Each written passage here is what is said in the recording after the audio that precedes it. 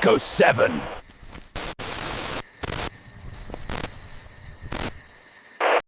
A man can spend 30 years mastering the wild. He can learn every survival rule, read every shift in the wind, and anticipate every danger before it materializes. He can build a career on knowing exactly what to do when the environment turns hostile. But it only takes 30 seconds for the wild to erase 30 years of experience. Nature does not care about your resume. It does not respect your training. When the conditions are right, or perhaps when they are completely wrong, the wilderness can take an expert just as easily as it takes a novice. This is Echo 7 reporting. The trail is cold, but the records remain. Today we examine the professionals. These are the guides, the veterans, the rescue coordinators who walked into environments they knew perfectly and never walked out.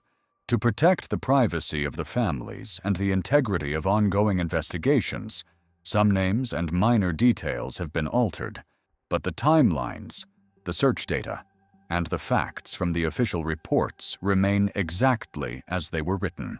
We begin in the deep stone corridors of the Grand Canyon in Arizona. The canyon is not just a landscape. It is a formidable geological trap. It is a place of extreme heat, fast-moving water, and vertical stone walls that stretch for miles. It is an environment that requires total awareness. Morgan Reynolds possessed that awareness. Morgan was 34 years old. He was a professional lead guide for a licensed commercial river outfitter. He was not a tourist trying to push his limits. He was a man who had navigated the harsh currents of the Colorado River for more than a decade. His colleagues, people who trusted him with their lives, described him as meticulous, highly analytical, and deeply respectful of the river. He was the kind of guide who double-checked every knot, reviewed every safety protocol, and knew the absolute necessity of keeping a group together. In June of 2015, Morgan was leading a standard commercial rafting trip. The weather was typical for early summer in the canyon.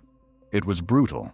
Clear skies, intense sun, and temperatures reaching 105 degrees by midday. The heat radiating off the canyon walls can disorient a person quickly, but Morgan was acclimated to these extremes. On the 6th day of the expedition, the group made excellent time down the river. They navigated several complex rapids without incident. By late afternoon, the decision was made to pull over and set up camp. They stopped near mile marker 213. This specific area is known to river runners as Pumpkin Spring. The time was roughly 4:15 in the afternoon. The geography of Pumpkin Spring is critical to understanding what happened next. The river here is flanked by steep limestone walls. There are small sandy beaches carved out by the water over millennia, but these beaches are entirely isolated. They are bounded by the river on one side and sheer cliffs on the other. It is essentially a closed system. Morgan helped his team tie off the heavy transport rafts. The mood was relaxed. The hard work for the day was done. Morgan told his fellow guides he was going to walk up the bank to check a potential secondary camping spot just over a small sandy ridge. He did not take a survival pack because he was only stepping away for a few moments, but he was wearing his standard issue gear. He had on a wide-brimmed hat, quick-drying river pants, and his life jacket. This life jacket is the central piece of evidence in this case.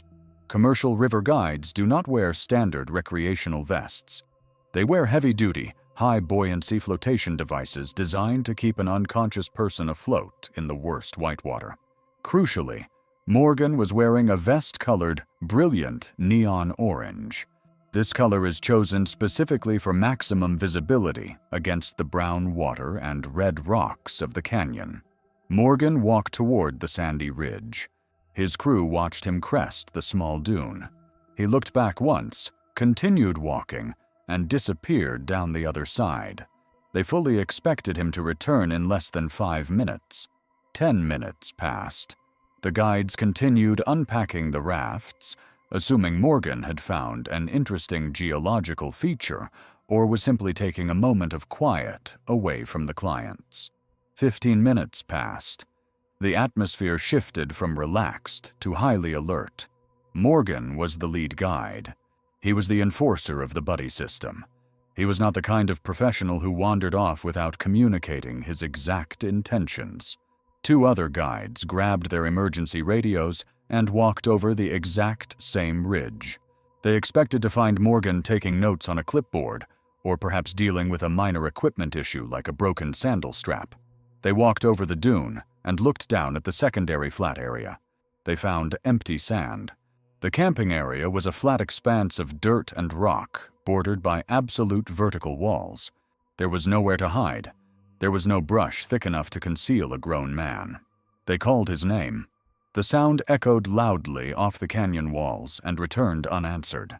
They immediately initiated a hasty search, a standard protocol where team members fan out and sweep the immediate area. They checked the shoreline. They checked the base of the cliffs.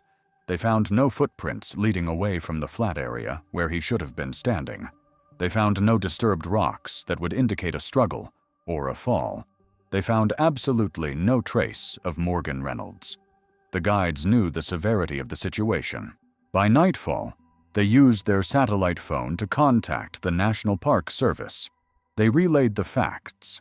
A lead guide missing, wearing a bright orange vest, in a highly restricted geographical area. At first light the next morning, a massive and well-coordinated search operation commenced. The Grand Canyon is a trap. You cannot simply walk out of the river corridor at Pumpkin Spring. You are bounded by stone that requires technical climbing gear and ropes to scale. A man wearing a bright orange vest in this desolate landscape should be visible from helicopters miles away.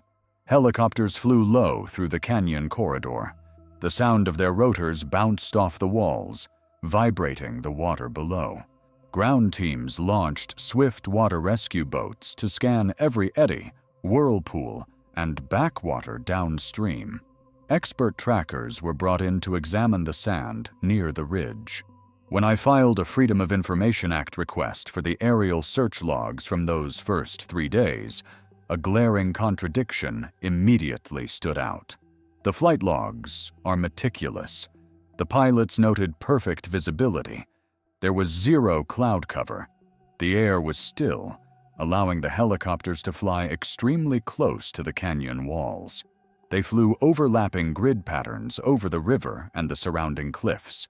The reports state that the terrain was scanned multiple times from multiple angles, yet not a single flash of orange was ever spotted.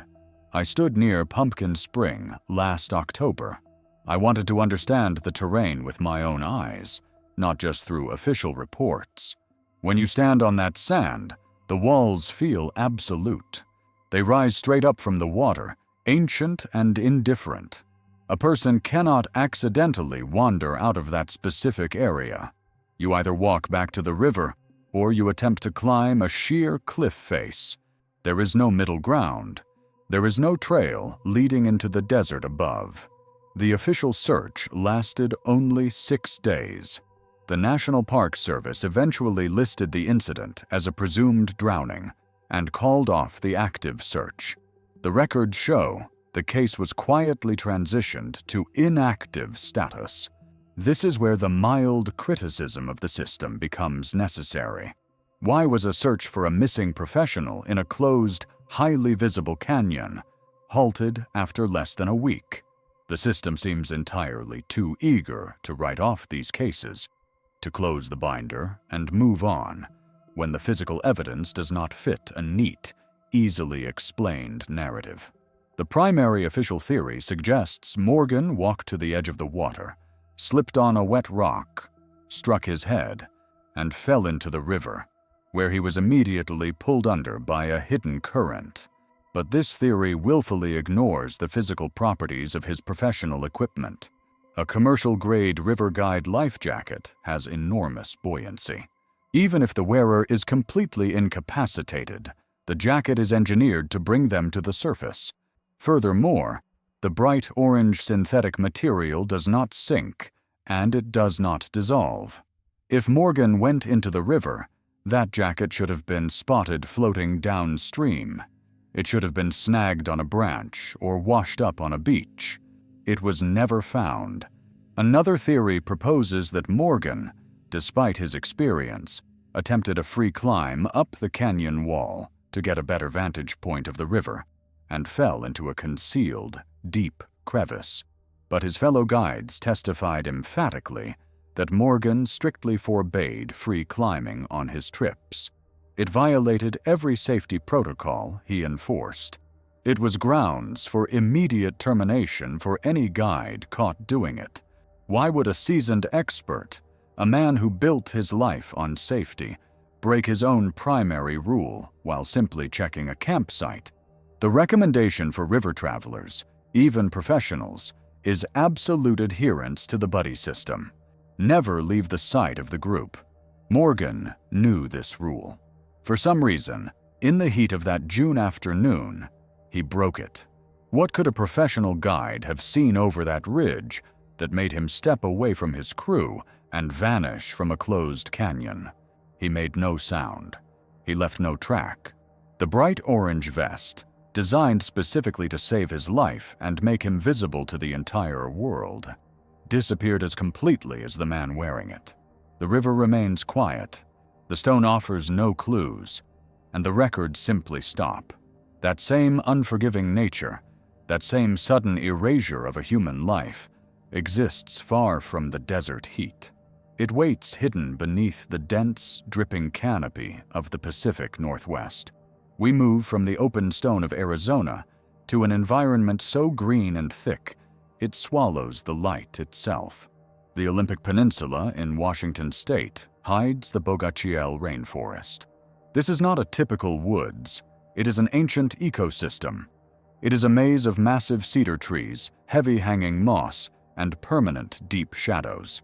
The weather here is dictated by the ocean. It brings endless rain and thick fogs that can descend in a matter of minutes.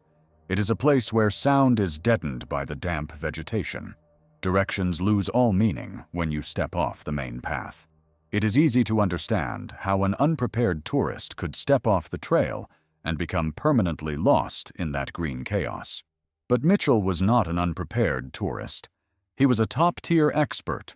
Mitchell was 45 years old. He had spent more than 2 decades in the United States military. His specialty was topography and advanced navigation. His entire career involved creating exact maps of hostile, complex, and completely unfamiliar territories around the world. He understood terrain on an instinctual level. He knew how to read the slopes. He knew how to navigate by minimal changes in the sun. He knew how to survive when everything went wrong. After his retirement, he moved to the Pacific Northwest specifically for its rugged and untouched nature.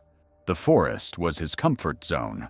In the middle of October 2018, Mitchell planned a 3-day solo hike along the Bogachiel River Trail. He packed with his usual military precision. His gear was flawless. His pack contained a professional water filtration system, advanced thermal layers, a comprehensive first aid kit, and an emergency satellite beacon. Unlike many modern hikers who rely entirely on electronics, Mitchell carried physical topographic maps. They were sealed in waterproof casings. He carried a high-precision compass. Before leaving, he discussed his route in detail with his brother. He provided exact waypoints and promised to check in by Sunday evening. This was his personal safety standard. It was a rule he never broke. Sunday evening arrived. Then Monday morning. There was no message from Mitchell. His brother knew the iron discipline of the former military man. He did not wait. He immediately contacted the National Park Service. Given the background of the missing man, the rangers understood immediately that the situation was severe. A massive search operation was launched within hours. I visited the Bogachiel trailhead last November. I wanted to see the terrain with my own eyes. When you stand there, you instantly understand the massive problem for any search and rescue operation. The underbrush is not just thick. It is a solid woven wall of tall ferns, fallen rotting trunks, and thorny bushes. You cannot simply take a casual step off the trail. You have to fight your way through that wall using your entire body weight.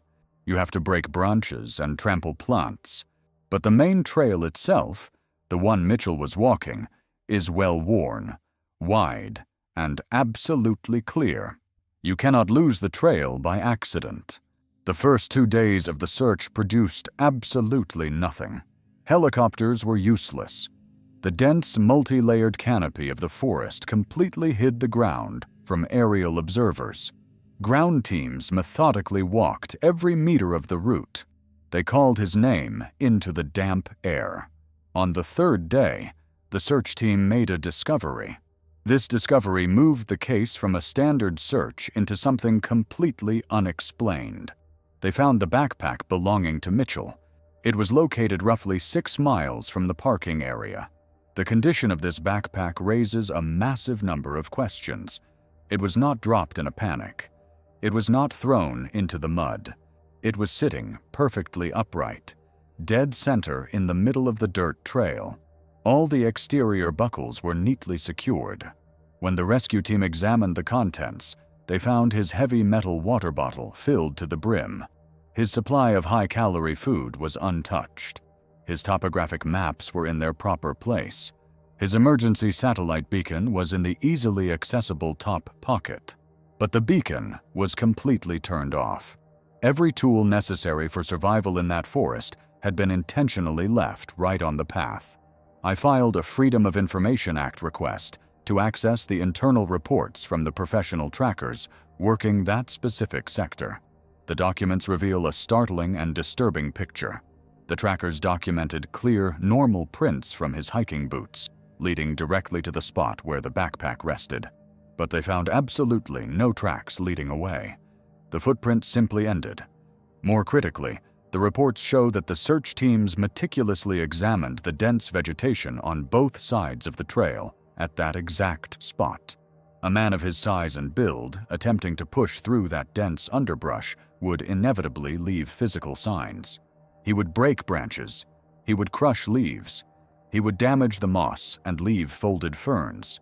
The reports clearly state that the green wall on the edges of the trail was absolutely undisturbed. There was no sign that anyone had stepped off the path in that area. There was no route of departure. The system always tries to find a rational explanation, even when the facts resist one. The official theory eventually proposed a sudden and catastrophic medical event. They suggested a stroke, an aneurysm, or a massive heart attack that instantly caused profound disorientation. According to this version, Mitchell removed his heavy pack in a state of absolute confusion and wandered aimlessly into the deep woods, where he eventually collapsed and died. But this official version completely falls apart when confronted with the physical evidence and the psychological profile of the missing man. A person experiencing a sudden onset of severe pain or losing control of their body does not take the time to set their heavy pack perfectly upright in the center of the trail. They drop it. Furthermore, even under severe physical stress, a military survival specialist possesses deeply ingrained reflexes. Activating an emergency beacon at the first sign of mortal danger is a muscle memory drilled into them over years of harsh training. Mitchell never even attempted to reach his beacon. Another theory points to a possible animal attack. Bears and mountain lions live in this park, but predators do not have manners. They do not leave a backpack sitting perfectly upright. They do not carry away a grown, strong man without spilling a single drop of blood on the ground. They cannot take a person without tearing their clothing or gear. There were no signs of a struggle at the location of the pack. The dirt was not torn up. Why would a man whose profession involved mapping terrain for 20 years decide to leave all his vital resources on an empty trail? What forced a veteran to forget his instincts and ignore the one device that could save his life? He stepped into the green shadow without breaking a single branch. The forest closed behind him. The official agencies are left baffled, and his family is left with questions that have no answers. We leave the dense green shadows of the Pacific Northwest and move to an environment where the danger is absolute cold. The alpine ridges of Colorado are stunning, but they do not forgive mistakes. When temperatures drop and the wind picks up, even a minor error can be fatal. But what happens when the person who vanishes makes no errors at all? What happens when the missing man has a physical endurance level that puts him in the top 1% of the population? James was 39 years old. He was a highly successful surgeon. Beyond his medical career, he was an elite endurance athlete. He ran ultramarathons. He understood the human body perfectly. He knew exactly how many calories he needed to burn, how to manage hydration in extreme cold, and what the early signs of hypothermia felt like. He was not a weekend tourist pushing his luck. He was a master of physical limits. His friends trusted his judgment implicitly. In March of 2014, James traveled to Vail, Colorado for a backcountry ski trip with 3 close friends. The group was experienced and well-equipped. They carried avalanche beacons, heavy thermal layers, and emergency rations. They had planned a route that would take them deep into the alpine terrain, far from the groomed trails and the noise of the commercial resorts. The morning of the trip brought clear skies and cold, stable air. It was perfect weather for backcountry skiing. The powder was fresh and deep. Around 10 in the morning, the group was moving steadily up a well-defined incline. They were skiing in a single file line to cut a clear track through the snow. James was near the back of the pack. He called out to his friends that he needed to stop for a moment to adjust the binding on his right ski. It is a completely normal occurrence on a backcountry trip. His friends nodded, acknowledged his shout, and kept moving forward at a slow, steady pace. They expected James to fix his equipment and catch up to them within 2 or 3 minutes. 5 minutes passed. The group stopped and looked back down the white slope. James was not there. They assumed he was just out of sight behind a small ridge, perhaps dealing with a stubborn piece of ice stuck in his mechanical binding. They waited another 5 minutes. The silence of the mountain was absolute. There was no sound of skis cutting through the snow. The 3 men turned around and skied back down their own tracks. They expected to find James sitting in the snow, frustrated with his gear. Instead, they found the exact spot where he had stopped. The snow was disturbed where he had adjusted his boot, but James was gone. There were no tracks leading away into the dense pine trees. There was no sign that he had taken a sudden detour. The white expanse was completely empty. It was as if the mountain simply absorbed him. The group realized immediately that something was very wrong. They triggered their emergency protocols and contacted local search and rescue teams. Within hours, a massive operation was underway. Alpine rescue specialists on snowmobiles combed the area.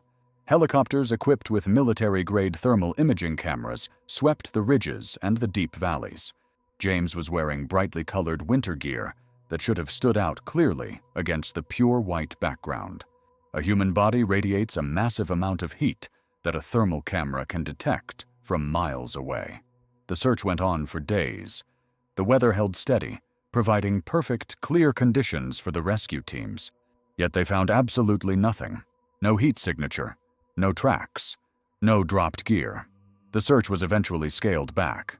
The authorities assumed he had fallen into a hidden tree well or a deep crevasse where the snow covered his tracks. 3 weeks later, the mystery deepened into something completely unexplainable. A separate group of extreme backcountry hikers found his body. The location of the discovery defies all logical explanation. James was found 14 miles away from the spot where he stopped to adjust his ski. 14 miles in deep backcountry snow is a massive, almost impossible distance. Even for an elite endurance athlete, traveling that distance in waist-deep powder would take days of grueling, exhausting effort. It is not terrain you can simply walk across, but the most disturbing detail is the condition in which he was found.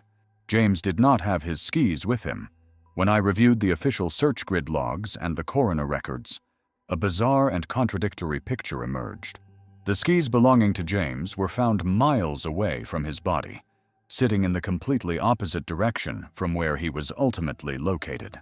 The official explanation offered by the local authorities is that James became profoundly disoriented, suffered a sudden medical emergency, abandoned his skis in a state of confusion, and succumbed to the freezing elements. The system quickly closed the case and labeled it a tragic, isolated accident. But this explanation, completely ignores the physical reality of the situation and the geography of the mountain. How does a man travel 14 miles through rugged alpine terrain, in sub-zero temperatures, through snow that is waist-deep, without his skis? It is physically impossible to walk that distance in deep powder without flotation devices. A person would exhaust themselves and collapse after a single mile. The human heart simply cannot sustain that level of exertion in deep snow without gear. Furthermore, why would an expert skier, a surgeon who understands hypothermia better than anyone, abandon his primary mode of transportation in the middle of the wilderness? He knew that taking off his skis in deep snow was an absolute death sentence. The timeline simply does not work. The physics of his movement do not make sense.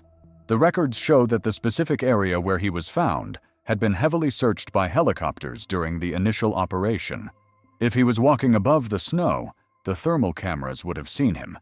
If he was dead on the surface, the visual observers would have spotted his bright clothing. How did he arrive in that specific location weeks later? And why did he walk away from the only equipment that could have saved his life? When I contacted the local sheriff department to ask about the contradictory location of the skis, they refused to provide further comment. Why was this not followed up by the investigators?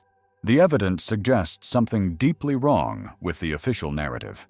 Yet the authorities seem satisfied with an explanation that defies basic logic.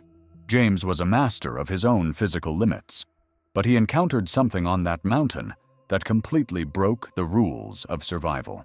The freezing wind offers no answers. The snow covers the truth. We leave the freezing winds of the Colorado alpine ridges and travel east to a landscape that is far older and far more secretive. The Great Smoky Mountains in Tennessee hold a different kind of danger. It is not the sudden extreme cold or the lack of oxygen that takes people here. It is the dense and ancient vegetation. It is the heavy fog that settles into the deep valleys like standing water. It is an environment that feels watchful and completely indifferent to human struggle. This is the exact same terrain that swallowed young Dennis Martin in June of 1969. In that famous case, thousands of searchers and military personnel scoured the mountainside, only to find nothing but ruined trails and unanswered questions. The Dennis Martin case established a grim pattern for this park. The Smoky Mountains can hide a person permanently, but Dennis was a small child. He was vulnerable. The wilderness taking a child is a terrible tragedy, but it is a tragedy that makes a cruel kind of logical sense. What happens when the mountain takes the very person who is trained to rescue the lost? Sullivan was 48 years old. He was a veteran National Park Service ranger. He had spent 20 years patrolling the rugged backcountry of the Smoky Mountains. He was not an administrator sitting behind a desk. He was a field ranger who lived and breathed the complex topography of the park. He knew the hidden ravines, the forgotten logging roads from the previous century, and the sudden violent shifts in the mountain weather. When inexperienced hikers wandered off the main trails and became lost in the rhododendron thickets, Sullivan was the man who tracked them down and brought them home safely. He was a master of land navigation. He understood animal behavior perfectly. He knew every survival protocol because he was the person who taught those exact protocols to the junior rangers. On a Tuesday in early November, Sullivan was conducting a routine boundary check. This was a standard assignment that he had completed dozens of times before. He was inspecting the property markers near Thunderhead Mountain. This is an area known for steep drops and incredibly dense patches of brush that the locals call hells. The weather was completely typical for late autumn. The morning was clear and crisp, but by early afternoon, a heavy gray overcast began to build over the peaks. Sullivan was fully equipped for any situation. He wore heavy uniform boots and carried a comprehensive medical kit, a park-issued sidearm, and a high-powered two-way radio. He checked in with the main dispatcher at noon. He reported normal conditions and a steady walking pace. His voice was calm and entirely professional. At 3:15 in the afternoon, the radio in the dispatch office crackled to life. It was Sullivan, but he did not call a standard check-in. He did not use his official numerical call sign. He did not request medical assistance or report any kind of hostile encounter with a person or an animal. The dispatcher noted in the official log that his tone was completely flat and strangely calm. Sullivan simply keyed the microphone and stated that the light between the pines was wrong. He paused for 3 seconds. Then he added that the shadows were moving upward. The radio clicked off. The dispatcher immediately tried to contact him again. There was no response. There was just the steady, static hiss of an empty channel. In the world of professional search and rescue, a strange transmission followed by absolute silence is the worst-case scenario. The response from the ranger station was immediate and overwhelming. These were not random volunteers looking for a stranger. These were professional rangers looking for their closest colleague and mentor. Within the hour, an elite tracking team was assembled and dispatched directly to the Thunderhead Mountain Ridge. They knew his exact intended route. They knew his walking pace. They expected to find him suffering from a sudden and severe medical illness, perhaps a stroke or a neurological event that caused intense visual hallucinations. I traveled to the Thunderhead Mountain Ridge last spring because I wanted to understand the density of these woods myself. When you step off the trail in that specific area, the rhododendron branches interlock like a wooden cage. You have to physically force your body through the gaps. You cannot move quietly. You cannot move without breaking branches and disturbing the thick layer of dead leaves on the ground. By 5 in the evening, the search team reached the exact coordinates where Sullivan had made his final transmission. The evening fog was rolling in quickly, but there was still enough daylight to examine the scene. They found his radio. It was resting on a wide, flat stump covered in thick green moss. The placement of this radio is the single detail that breaks all logical understanding of this case. The radio was not dropped in a panic. It was not thrown away in a state of confusion. It was placed perfectly upright, dead center on the mossy stump. When the team checked the device, it was fully functional. The battery was almost completely charged. The volume knob was set to the normal position, but Sullivan was gone. I filed a formal request to review the internal tracking reports from that specific evening. When a grown man wearing heavy uniform boots walks through a damp autumn forest, he leaves a highly visible trail. He crushes wet leaves deep into the mud. He snaps dry twigs under his weight. He disturbs the natural pattern of the pine needles. The expert trackers fanned out from the stump in a full 360-degree radius. They crawled on their hands and knees to inspect the soil beneath the thickets. The official logs state with absolute clarity that there were 0 footprints leading away from the stump. The moss around the base of the wood was completely untouched. It was as if Sullivan had placed the radio down and then simply ceased to have physical weight. The search for the veteran ranger lasted exactly 9 days. Ground teams walked shoulder to shoulder through the dense brush. Helicopters used thermal imaging to scan the ravines at night. They found no torn fabric from his uniform. They found no dropped medical kit. They found absolutely no trace of the man. The Park Service eventually suspended the active search operation. The official summary report concluded that Sullivan most likely experienced a severe psychological break, causing him to deliberately abandon his communication equipment and wander deep into the wilderness, where he succumbed to the cold.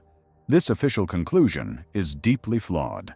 A psychological break, no matter how severe, does not grant a human being the physical ability to float above the forest floor.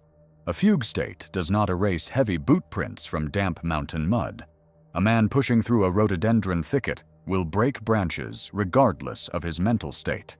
Why was this massive physical contradiction completely ignored in the final assessment? The evidence suggests a profound failure in the investigation process. The system simply needed an answer to close the administrative file, even if that answer completely defied the basic laws of physics. Sullivan spent 20 years walking those woods. He knew exactly what lived in them and what natural dangers they held. He was the ultimate expert in that specific environment. But at 3:15 on a Tuesday afternoon, he observed something that his 20 years of experience could not explain. He observed shadows moving in a way they should not move. He set his radio down gently, and he vanished from the face of the earth. When the wilderness can so easily take the expert, we must ask who is left to find them. The answer is usually a search and rescue coordinator. But what happens when the coordinator becomes the subject of the search? We move from the ancient valleys of Tennessee to the jagged granite of the White Mountains in New Hampshire. This mountain range is famous for having some of the worst weather on the planet. The winds can reach hurricane force in a matter of minutes. The temperature can drop 50 degrees in an hour. It is a place where meteorology often fails and where survival depends entirely on preparation. Warren was 52 years old. He was a master of this harsh environment. He was not just a participant in rescue operations. He was the chief field coordinator for a major volunteer rescue organization in the region. He was the man who designed the search grids. He wrote the safety protocols that other teams followed. He taught advanced winter survival seminars to local law enforcement and park rangers. He knew exactly how panicked people behaved when they got lost. He knew their tendencies, their mistakes, and exactly where to look for them. He was a man of logic and mathematics. In late November of 2019, Warren went out for a solo hike. He wanted to scout the higher elevations of the Presidential Traverse before the heavy winter snows closed the upper routes permanently. He was checking the integrity of the trail markers and looking for areas prone to early avalanches. He packed gear for a 3-day blizzard, even though he only planned to be on the mountain for 8 hours. He carried a highly sensitive altimeter, a barometer watch, a heavy winter parka, and a powerful satellite radio. He started his hike at 6 in the morning. The sky was perfectly clear. The regional forecast predicted stable high pressure for the next 2 days. The conditions were ideal. At 1 in the afternoon, Warren called his dispatch office. He did not sound panicked. He sounded deeply confused, which was an emotion his colleagues had never heard from him before. He reported that his barometer was dropping at a rate he had never seen in his entire career. He said the air pressure felt physically heavy, and the sky above the ridge was turning a strange, bruised purple color. He stated he was canceling his scouting trip and returning to the base immediately to avoid whatever storm was rapidly forming. That was the last time anyone heard his voice.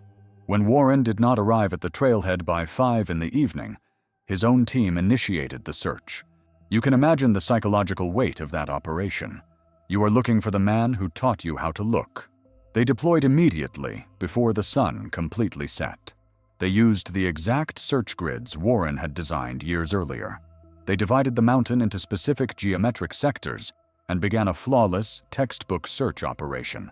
Sector 4 was a wide expanse of exposed granite near his last known radio location. A team of 20 experts walked shoulder to shoulder across Sector 4 on Tuesday morning. They combed every inch of the rock. They found nothing. They walked the exact same grid again on Wednesday. They checked behind every boulder and looked into every shallow depression. They found nothing. The weather during these search days remained completely clear, directly contradicting the final radio message Warren transmitted about a massive incoming storm. On Thursday morning, a different team was walking through Sector 4 on their way to a higher ridge. Resting perfectly flat on a large granite boulder was a piece of equipment. It was a heavy metal climbing carabiner attached to a short length of bright yellow nylon webbing. The team immediately recognized it. It belonged to Warren. He used that specific setup to secure his heavy winter pack to his climbing harness. I obtained the official search logs from that week. The logs confirm a terrifying reality. The boulder where the carabiner was found had been physically inspected by searchers on both Tuesday and Wednesday. The records clearly state the boulder was empty on those days. How does a heavy metal carabiner appear in a cleared zone days after a disappearance? Did someone put it there? Did Warren somehow survive, return to an area swarming with his own rescue teams, carefully leave a single piece of gear on a flat rock, and then vanish again without being seen by dozens of trained observers? The physical evidence defies all logic. The barometric pressure drop he reported is equally impossible. I reviewed the historical regional weather data for that specific mountain range on that specific Tuesday afternoon. There was no atmospheric anomaly. The pressure remained completely stable across all local weather stations. The strange bruised sky he described over the radio was not recorded by any satellite and was not seen by any other hiker on the mountain that day. He reported a catastrophic weather event that seemingly only existed for him. The authorities eventually concluded that Warren was caught in a sudden, highly localized microburst of wind, became disoriented, and fell into a deep, inaccessible ravine. They closed the active search and listed him as presumed dead. But how does a fall into a deep ravine explain a piece of his gear appearing on a flat rock in a cleared sector 2 days later? Why are official investigations so quick to ignore physical evidence that directly contradicts their preferred narrative? Warren spent his entire adult life bringing the lost back to their families. He wrote the rules of survival for the White Mountains, but the mountain presented him with a situation where those rules no longer applied. He encountered a massive atmospheric event that did not exist on any radar. The architect of the rescue system was swallowed by his own mountain. He left his team to search a grid that will never yield an answer. That same sense of impossible environments brings us to the deserts of the American Southwest. We leave the freezing granite of New Hampshire and move to a place where the heat can kill you in hours, but where fire experts sometimes disappear without a trace. The Gila National Forest in New Mexico is a vast expanse of rugged canyons, dry pine forests, and absolute isolation. During the summer, it becomes a tinderbox. When a wildfire starts here, it creates its own weather system. It takes a very specific type of person to walk into that environment willingly. Crawford was 38 years old. He was a veteran wildland firefighter. He was not just a seasonal volunteer. He was a member of an elite hotshot crew. These are the men and women who are deployed to the most dangerous sectors of a wildfire. They work in intense heat, thick smoke, and constant physical exhaustion. They are trained to remain completely calm when a wall of flame is moving toward them. They operate on a strict chain of command and an unbreakable buddy system. A hotshot does not panic, and a hotshot never wanders off alone without a specific purpose. In August of 2017, a massive lightning-caused wildfire was tearing through the Black Range sector of the Gila Wilderness. The smoke column was visible from 50 miles away. Crawford and his crew were deployed to cut a fire break. This is a grueling process where firefighters use heavy hand tools to clear a wide path of all flammable vegetation down to the bare mineral soil. It is designed to starve the advancing fire. The work is dirty, loud, and incredibly physically demanding. By 2 in the afternoon, the crew had been cutting line for 8 hours. The temperature was over 100 degrees. The air was thick with the smell of burning pine, but the actual fire was still several miles away, slowly backing down a ridge. Crawford told his squad boss he was going to walk roughly 100 yards down the freshly cut mineral line to check the wind direction in a small ravine and ensure no dry brush had been missed. He set his heavy Pulaski tool down. A Pulaski is a combination axe and adze, the absolute primary tool of a wildland firefighter. A professional does not abandon this tool unless they are planning to return to that exact spot in a matter of seconds. Crawford was wearing his bright yellow fire-resistant shirt, heavy leather boots, and his protective helmet. He carried an emergency fire shelter deployed on his belt. He took a sip of water from his canteen, nodded to his squad boss, and walked down the dirt path. The rest of the crew continued working. They were close enough to hear the wind in the trees. After 10 minutes, the squad boss needed Crawford to confirm the layout of the ravine. He keyed his shoulder radio and called his name. There was no answer. He called a second time. Nothing. The squad boss immediately stopped the crew.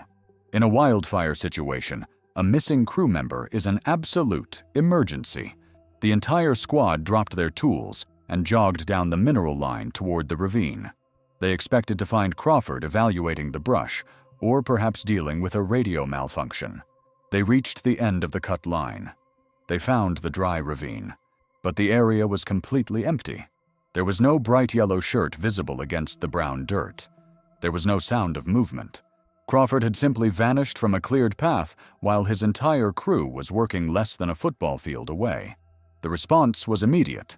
The incident commander temporarily halted the fire suppression efforts in that sector and diverted several crews to initiate a search and rescue operation. They had a significant advantage. The ground around the mineral line was covered in a thick layer of fine white ash from an older, previous burn. Anyone walking through that ash leaves deep, incredibly obvious tracks. When I reviewed the official incident command reports from that afternoon, the details recorded by the tracking teams are deeply disturbing. The expert trackers found the heavy boot prints belonging to Crawford. They followed the prints walking straight down the center of the cut line. And then, roughly 80 yards from where he left his crew, the footprints simply stopped. They did not turn off the path into the dense, unburned brush.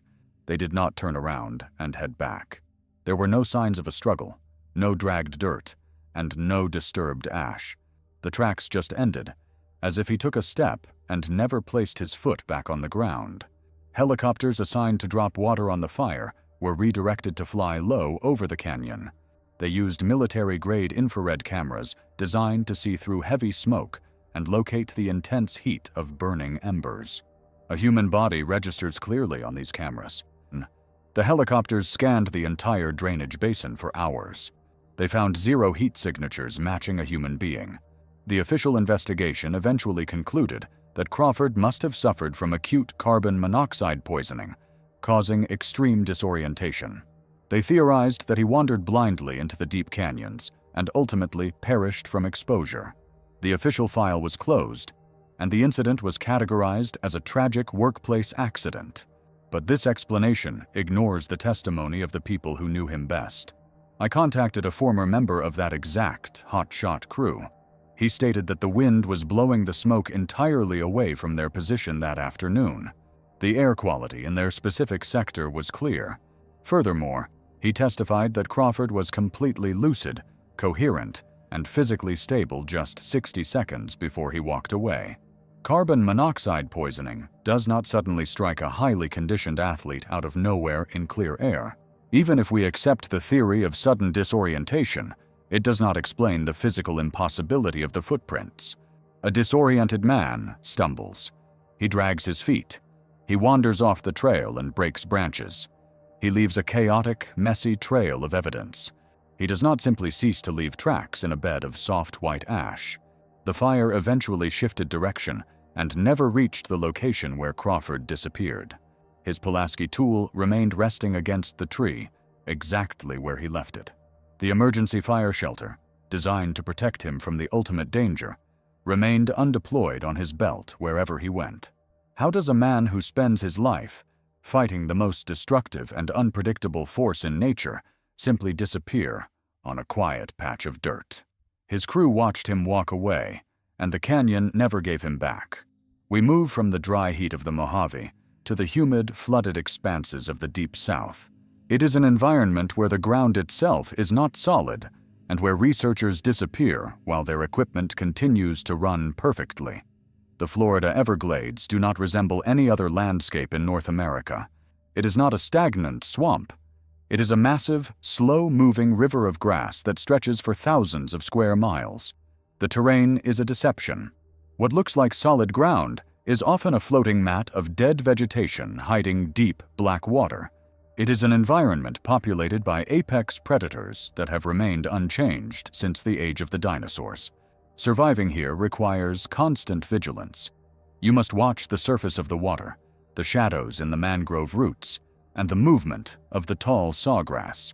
Davis knew exactly what to watch. He was 42 years old and held a doctorate in wildlife biology. He was a senior field researcher for the State Environmental Agency. His primary focus was tracking and removing massive invasive reptiles that threaten the fragile ecosystem. He had spent 2 decades wading through the deep mud and black water. He knew the striking distance of a venomous snake. He knew how to read the bubbles on the surface that indicate a submerged alligator. He was not afraid of the swamp, but he respected it deeply. In early September of 2019, Davis launched his motorized flat-bottom airboat from a remote ramp near the Shark Valley sector. His assignment was routine. He needed to download data from submerged acoustic receivers. These receivers track the movement of tagged aquatic animals. He was fully equipped for the harsh environment. He wore reinforced chest waders designed to resist punctures. He carried a heavy steel machete, a waterproof two-way radio, and a highly advanced personal GPS transponder clipped securely to his harness.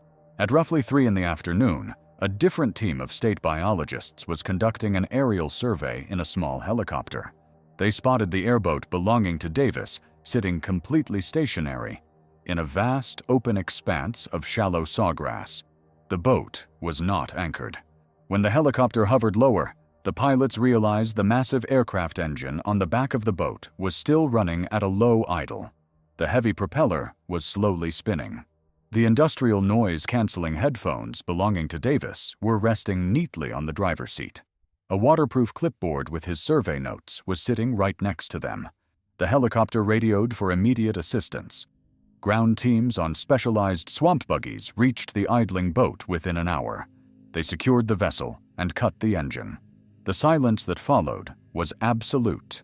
The water surrounding the boat was only knee-deep. It was completely clear. You could see the white limestone bedrock at the bottom. There were no deep channels nearby. There were no hidden underwater caves. It was an open, flat prairie of water and grass. Davis had simply taken off his ear protection, set down his clipboard, stepped off the boat into knee-deep water, and vanished. A massive search grid was established before sunset. Divers checked the slightly deeper pockets of water miles away. Helicopters used thermal cameras to scan the dense mangrove islands. They found absolutely no physical trace. They found no torn fabric from his thick waders. They found no dropped machete. The water around the boat remained perfectly clear, showing no signs of a struggle. I filed a public records request to obtain the digital telemetry logs from the personal GPS transponder Davis wore on his chest. This device records a precise location every 30 seconds. It is designed to upload this data to a satellite continuously. The data logs from that afternoon present a scenario that defies all rational explanation. The logs show that Davis stepped off his boat at exactly 1:14 in the afternoon. The transponder then began moving away from the vessel, but it did not move in a straight line toward a destination. The signal traced a perfect mathematical circle in the shallow water. The circle had a radius of roughly 100 yards. The data shows Davis walking this exact circle 3 complete times over a period of 40 minutes. The pace was slow and entirely consistent.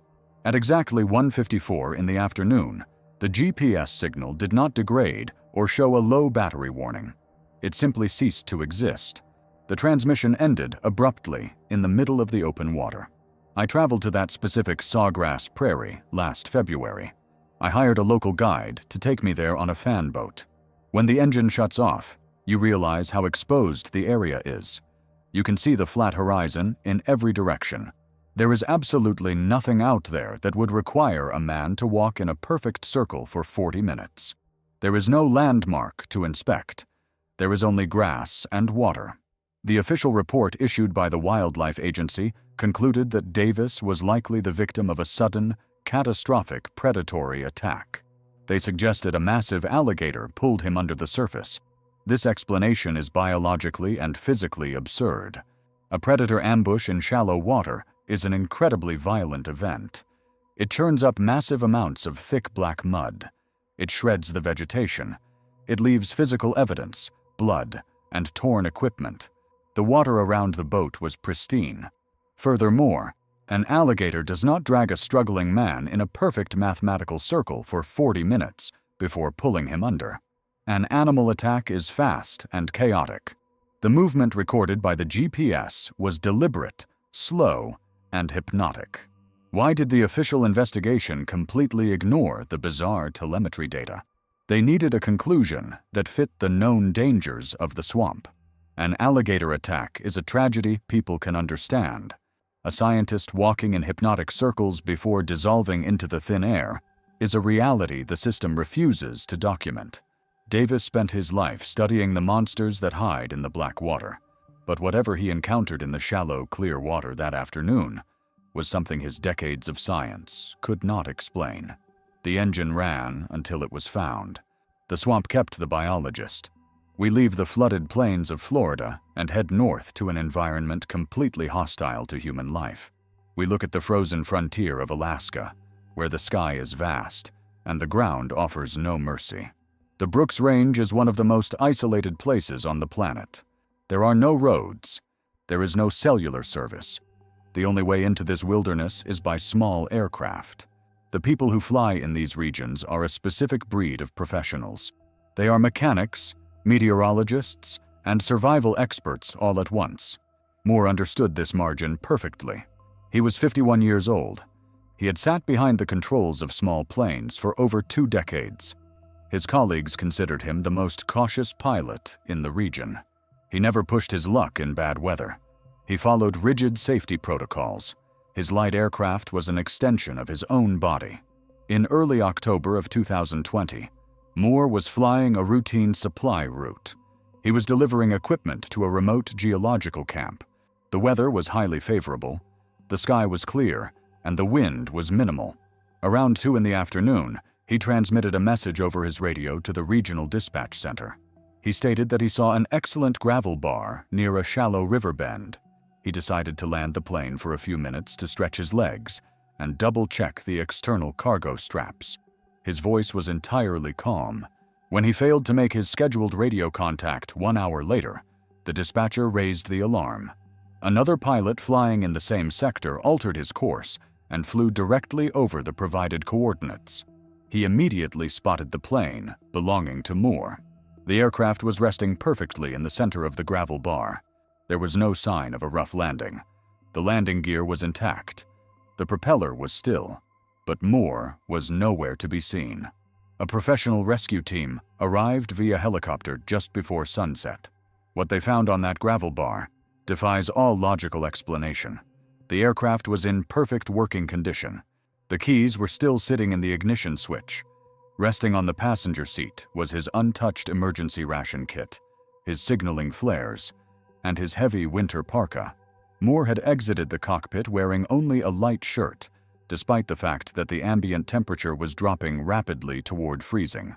A veteran Alaskan pilot does not leave his heavy coat behind. It is a fundamental rule of survival. A river gravel bar is an excellent surface for reading tracks. I submitted a Freedom of Information Act request to access the field notes from the ground tracking teams. The documents reveal a stark and terrifying sequence of events. The trackers found the heavy boot prints belonging to Moore. The tracks led straight away from the door of the plane, directly toward the edge of the freezing water. They did not deviate.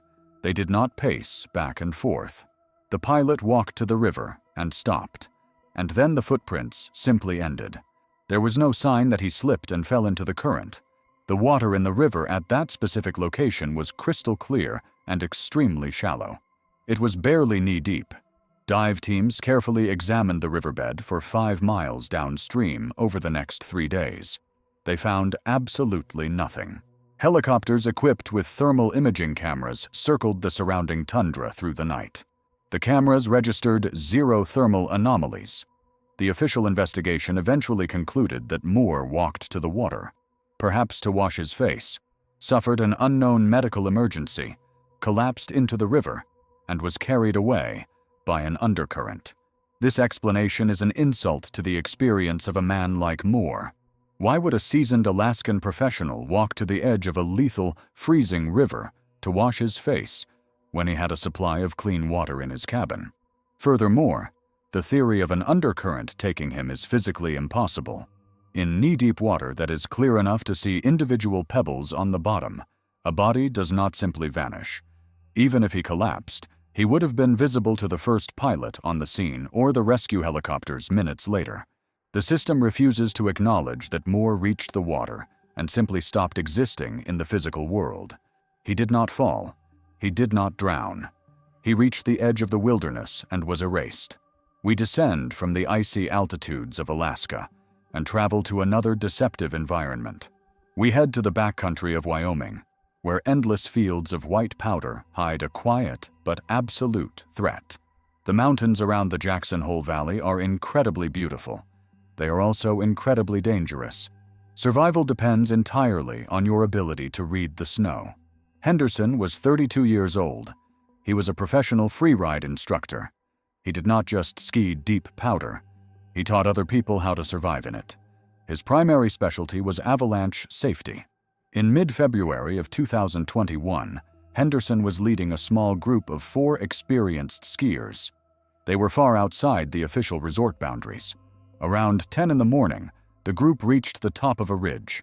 A wide, pristine slope dropped away below them. Henderson, as the lead guide, had to ski down first. This is standard protocol. He checked his avalanche beacon, nodded to the group, and pushed off the edge. The clients watched him carefully from above. Visibility was absolute. They saw Henderson make several perfect, fluid turns in the deep snow. He skied approximately 300 yards down the slope, and then he simply vanished. At first, the group thought he had fallen into the snow. They waited 1 minute. There was no movement. They expected to hear his voice over the radio, giving the command to descend. The radio remained silent.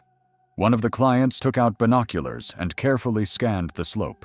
What he saw caused the group to immediately activate their emergency satellite trackers. The track cut by Henderson, clearly visible in the fresh snow, abruptly ended right in the middle of the slope. There were no tracks continuing forward. There were no depressions. The snow around the end of his track was absolutely flat and untouched. Helicopter rescue teams arrived within 1 hour. They used scanners to pick up the signal from his avalanche beacon. The beacon was silent. Ground teams approached the exact spot where the track ended. I submitted a request to obtain the official search logs from that specific day. The document states a fact that is impossible to explain through logic. The ski track made by Henderson ran smoothly and then simply stopped, as if he lifted into the air while moving at high speed. The depth of the fresh snow was over 3 feet. A person cannot simply jump over a snowbank that large without leaving massive craters upon landing. The surface was perfect. The official explanation from local authorities is that Henderson somehow triggered a micro-avalanche that swept him into a hidden ice crevasse, and then the fresh snow settled so perfectly that it completely hid all evidence of the event. This official theory is a complete fabrication designed to avoid admitting that they have no answer. An avalanche is a violent, destructive event. It leaves a clear fracture line and a field of debris. You cannot have a micro-avalanche that moves one person and then heals itself to leave a perfectly smooth slope. Furthermore, why was his avalanche beacon silent? These devices are designed to broadcast a signal through dozens of feet of packed snow. If he was buried, the scanners would have found him in minutes. The system chose to invent a geological phenomenon that does not exist, rather than document a disappearance that defies physics. Henderson was at the peak of his career. He was being watched by 4 witnesses in broad daylight. He skied into the middle of a slope and was taken from the world while the snow remained perfectly still. We leave the snow-covered mountains of Wyoming and head underground. We descend into the dark, claustrophobic stone mazes of Arkansas, where enclosed spaces leave no room for escape. The cave systems here are vast and complex. Reynolds was 47 years old. He was a professional geologist and a master cave explorer. He understood the lethal dangers of bad air pockets and disorientation. In late April of 2019, Reynolds was tasked with surveying a dry, well-mapped section of a cave system. This specific tunnel had been charted for decades. It was essentially a long, winding stone pipe that ended in a solid limestone wall. Reynolds went in alone. He told the surface support team he would return to the entrance by 4 in the afternoon. He secured his safety guideline to a heavy boulder at the cave mouth. He turned on his primary helmet light and walked into the dark. 4 in the afternoon arrived. The surface team waited. By 5 in the evening, they called for a specialized subterranean rescue unit. The rescue team hooked their harnesses to the guideline belonging to Reynolds and began the descent.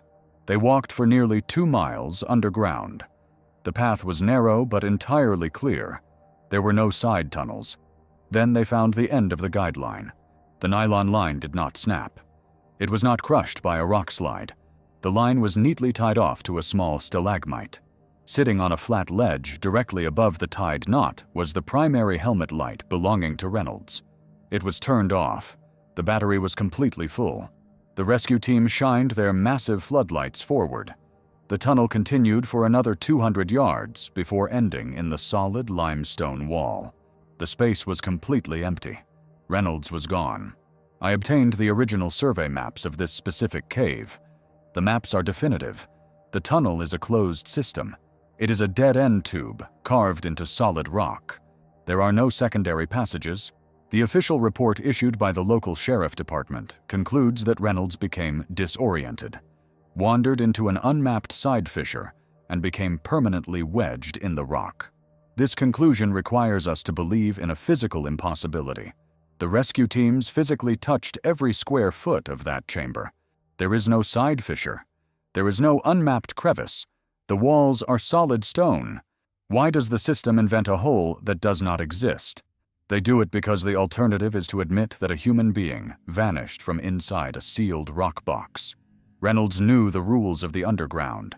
He walked 2 miles into the earth, placed his light on a stone shelf, and disappeared from a locked room made of limestone.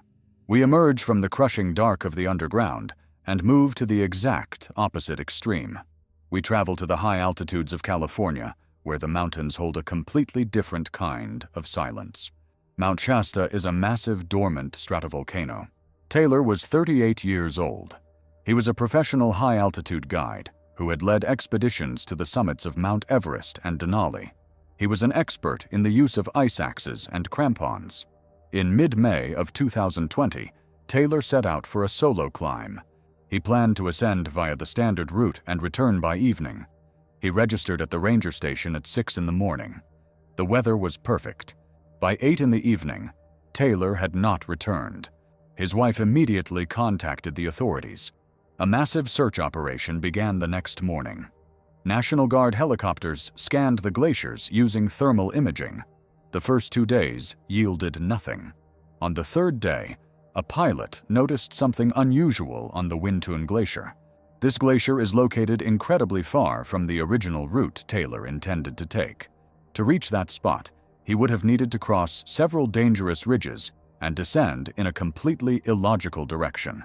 The ground team reached the coordinates and found Taylor dead, but the circumstances of his death absolutely contradict his experience. He was not wearing his climbing crampons. His ice axe was missing. His heavy survival pack was gone. The Wintun Glacier is a solid field of steep, slick ice. Without crampons and an ice axe, a person cannot take 10 steps on that surface without falling. How did a man travel 10 miles across icy ridges without his basic safety gear? The official investigation stated Taylor fell victim to acute mountain sickness, which caused hallucinations. They proposed that he discarded his gear and walked in a random direction. This theory ignores basic medical facts.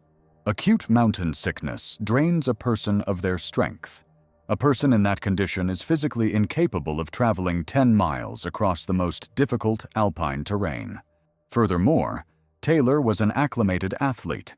Why do the authorities cling to medical excuses when the physical evidence suggests something else? Where did his gear go? Taylor knew the mountains better than anyone. No, on that slope, he encountered something that made him break every rule he ever taught.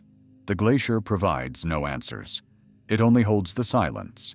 We have walked through 12 different landscapes during this investigation.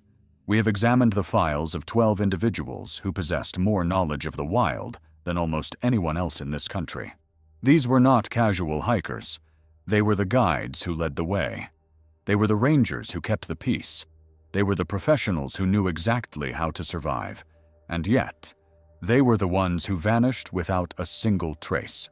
The official records for these cases share a haunting similarity. They all contain a moment where the expertise of a lifetime simply fails. Think about the physical contradictions. A bright orange life jacket that disappears in a closed canyon. A heavy backpack placed perfectly upright in the middle of a trail with no footprints leading away. An elite athlete who travels 14 miles through deep snow without his skis. A veteran ranger who reports that the shadows are moving upward and then sets his radio down. These are not just stories of tragedy. These are documented records of the impossible. When the official reports suggest that a master navigator simply walked into a crevice or suffered a sudden medical event, they are choosing to ignore the evidence that does not fit a neat narrative. We must ask the questions that the reports refuse to answer. Why do these experts leave their primary survival tools behind? Why does their equipment appear in locations they could not physically reach? What do they see in those final seconds that makes them forget every rule of survival they ever knew? Perhaps the wilderness is not as empty as our maps suggest. Perhaps there are rules to the deep forests and the high mountains that our modern science has not yet learned to read. When the very people who are trained to find the lost become the ones who cannot be found, the foundation of our safety begins to crumble. The records remain open, but the answers stay buried beneath the snow and the stone. If you have traveled through these specific locations, or if you have seen something on the trail that defies your own logic, leave a description in the comments below. We read every word because the search for the truth is never truly finished. The trail ends here for today, but the records will always speak for those who cannot. This is Echo 7. We are reading the files they want forgotten.